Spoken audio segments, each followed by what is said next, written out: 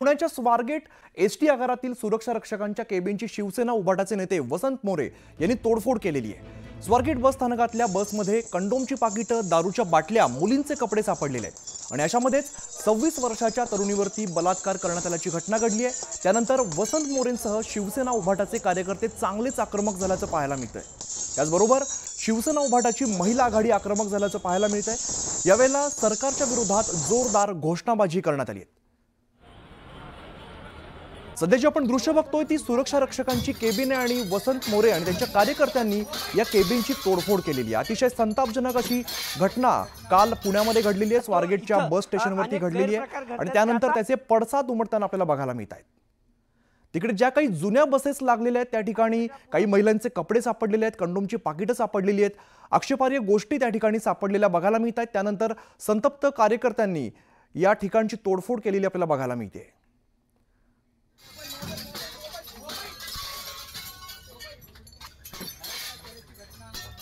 अतिशय संतापजनक अशी खरं तर घटना म्हणावी लागेल। त्यानंतर त्याचे पडसाद उमटताना आपल्याला बघायला मिळतात। 26 वर्षीय तरुणीवरती काल अत्याचार करण्यात आलेले आहेत आणि त्यानंतर प्रशासनाकडून जी मिळणारी उत्तर आहेत ती सुद्धा संतापजनक असलेली आपल्याला बघायला मिळत आहे। स्वारगेटमधून ठाकरेंच्या सेनेकडून सुरक्षा रक्षक कार्यालय फोडण्यात आलेलं आहे। पुण्याच्या स्वारगेट एसटी आगारातील सुरक्षा रक्षकांच्या केबिनची शिवसेना उभाटाचे नेते वसंत मोरे यांनी तोडफोड केलेली आहे। स्वारगेट बस स्थानकातल्या बसमध्ये कंडोमची पाकिटं, दारूच्या बाटल्या आणि मुलींचे कपडे सापडलेत।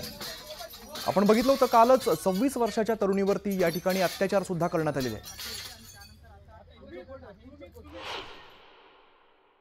माझं तेच म्हणणं आहे ना की ह्या ठिकाणी जो वापर होतोय, ज्या बस आहेत 4 बस आहेत इथं, या 4 बस मधल्या ह्या बसमध्ये ही जरा त्यातल्या त्यात कंडिशन वाली वाटते। म्हणजे ही कंडिशन अधिकृत ही लॉज दिसते इथं आणि ही इतक्या आतमध्ये आहे की ह्या आतमध्ये येताना सुरक्षा केबिनमध्ये बसणाऱ्या सुरक्षा कर्मचाऱ्यांना विचारल्याशिवाय पुढे येऊच शकत नाही।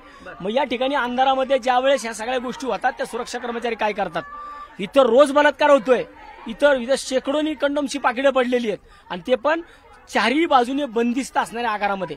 मग इथला जो आगार प्रमुख आहे तो काय करतो, इथला सुरक्षा अधिकारी तो काय करतो, इथल्याचे सुरक्षा लोक नेमलेली आहेत, 20 लोक नेमलेली आहेत, ही 20 लोक काय करतात। आता मला इथं माहिती कळाली गेल्या 5 दिवसापासून तो या ठिकाणच्या टॉयलेट पाशी झोपतोय। म्हणजे जर तो इथं आतमध्ये या आगाराच्या आतमध्ये झोपतोय, मग सुरक्षा कर्मचारी काय करत होते, 4-5 दिवसापूर्वी जर तो सस्पेक्टेड होता तो इथं येऊन झोपतोय तर त्याला बाहेर हाकलला असता तर हा प्रकार घडलाच नसता। आणि सुरक्षा केबिनच्या समोर, जिथं सुरक्षा केबिन आहे त्या सुरक्षा केबिनच्या समोर बलात्कार झालाय। तिने फुकट दिलेला लॉज आहे, गुन्हेगारांना लपण्यासाठी दिलेली जागा आहे। इथं अवैध धंदे चालतात काय अशी शंका आहे। हे कपडे आणि हे चादर कशाचे दाखवताय तुम्ही? बघा ना, ह्या बाईची साडी आहे, इथं चादर आहे, इथं कंडोमची पाकिट आहेत, दारूच्या बाटल्या आहेत। अहो भयानक प्रकारे हा इथे एखादा समोर गँग रेप झाला तरी कुणाला कळणार नाही। आजपर्यंत महिला असुरक्षिततेचे किती गुन्हे दाखल झालेले आहेत, त्याच्यावर काय होतंय। आज जी नालायक अशी घटना इकडे घडलेली आहे स्वारगेटच्या मेन आगारामध्ये, आज 5:30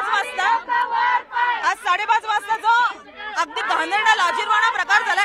तुम्ही आमच्या मागे बघू शकता, ज्या 3 गाड्या उभ्या राहिल्या शिवशाहीच्या, या 3ही गाड्यांमध्ये सगळी सोय केलेली आहे। जे काही कृत्य झालेले आहे त्याची सगळी सोय आहे, तिथे गाद्या आहेत, तिथे त्यांचे रग पडलेले आहेत आणि महत्वाचं म्हणजे स्त्रियांचे कपडे पडलेले आहेत तिथे बसमध्ये घाणेरवाणी हो या बसमध्ये।